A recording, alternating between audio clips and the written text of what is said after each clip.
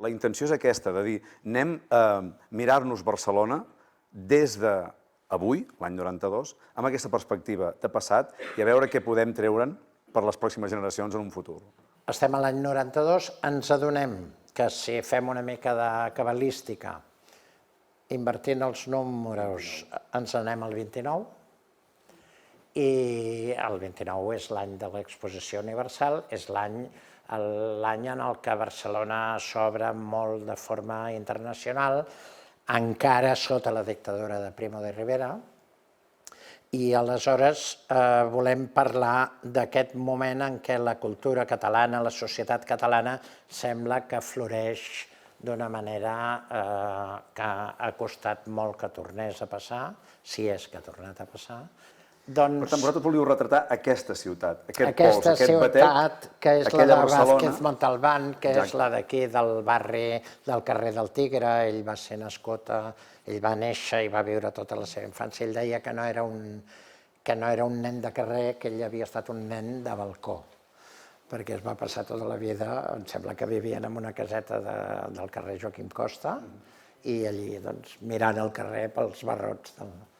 Aleshores, ell, en Vázquez Montalbán, volia mostrar que el Paral·lel era un lloc de confluència de dues societats molt oposades, que era, per una banda, tot l'idealisme anarquista que estava sorgint des dels anys 20, amb tota la lluita obrera, que estava molt dominada per la ideologia anarquista, i que en un moment determinat aquesta ideologia ja no va tenir cap mena d'inconvenient en embrutar-se les mans de sang i a la vegada la tensió que va provocar en la patronal, amb la formació del Sindicat Lliure, que eren uns pistolers, que anaven a si tu me'n mates un, jo te'n mato 10.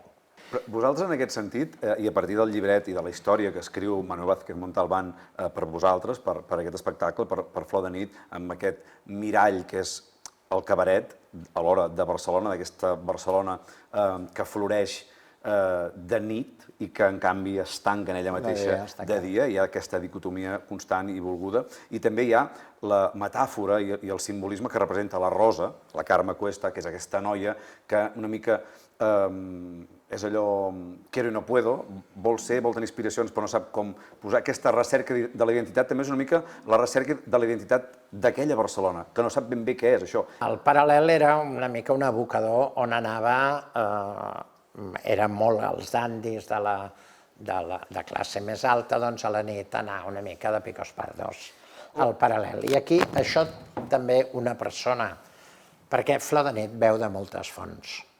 Una font molt important és la vida privada d'en Segarra. La vida privada d'en Segarra parla molt extensament i ens vam documentar molt amb aquesta magnífica novel·la. Un altre són els relats i els llibres de Sebastià Gasch. No en va, el personatge protagonista es diu Sebastià Reinals, que era un arquitecte modernista. Sí, ressonàncies. El Quimet anarquista és un homenatge a un altre Quimet, que és el de la plaça del Diamant. Que tractarem ben aviat quan vingui Paco Mir a parlar-nos d'aquella Barcelona que ell va posar sobre l'escenari. També un home de la flamarada, que n'hi deien a casa, no sé si us recordeu aquesta expressió, a casa ho deien, aquest és de la flamarada.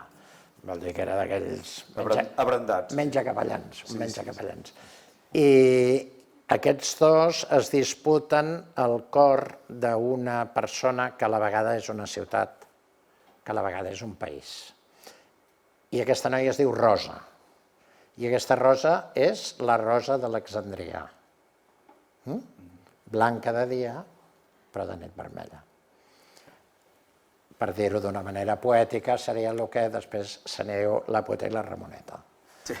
O sigui, de dia la Ramoneta i de nit la puta.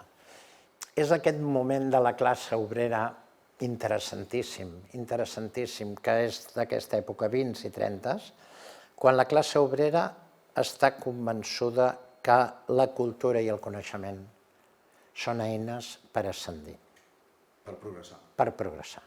Que són coses adquirides. Aquí neixen els ateneus obrers les societats d'esperantistes on s'estudia l'esperanto, que és una llengua de comunicació universal. També una gran influència de l'espiritisme. Ells tenien un principi que és la primera frase que diu la funció. És un lema dels anarquistes, que potser algun dia l'hauríem de començar a... Tornar a fer servir, a recuperar. Recrear. Per construir cal destruir. Això és una formulació més poètica que per fer una truita s'han de trencar els ous. Sí. Però ve a ser el mateix. Per construir cal destruir. Aleshores, en Vázquez també ens va fer posar molt l'atenció en la condició de la dona, també, anticipant-se molt de la dona treballadora, que tenia estava desarmada doblement, no? I molt desarmada també a nivell cultural. Aleshores, aquí hi havia una mica la seva fascinació. Ella s'enamorava de dos homes, l'anarquista Quimet, que era un purista de les idees, un home pur, un home totalment íntegre i compromès fins a la mort amb la seva... Un personatge d'Ibsen gairebé, Sí, un personatge d'una sola peça i fascinada per Reinals, que era un dandi que tenia la paraula, que tenia el coneixement, que tenia la cultura. Tu abans em parlaves de la primera frase, però jo et parlaré de l'última. L'última, abans de l'enderroc, al final de l'obra, en Reinals Bell diu: la ciutat cada vegada més rica i més pobra, amb més desitjos i menys memòria. Ja hi tornem a ser amb la ditxosa memòria, però és que és així i és això. Això és l'alfa i l'omega de Manuel Vázquez Montalbán, el desig i la memòria. O sigui, ell no escrivia mai innocentment, No, esclar, sempre hi ha una intenció. L'última frase posa la seva obra completa, la seva obra poètica completa, es titula El deseo i la memòria.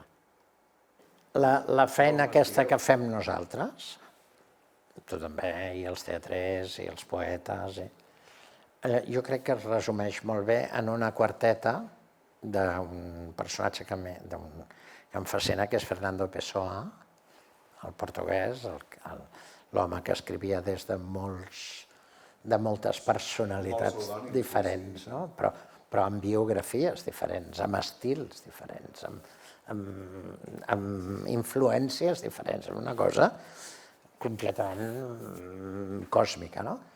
I ell té com a Pessoa, perquè també un dels seus personatges era Fernando Pessoa.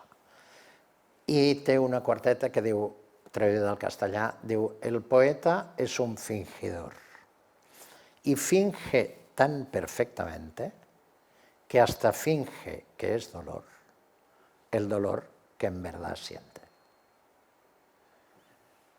Aquest és el mecanisme nostre. El nostre dolor, el nostre sentiment genuí i autèntic, el basem a dins de la ficció. El convertim en ficció, o en poesia o en musical, però parteix de nosaltres mateixos.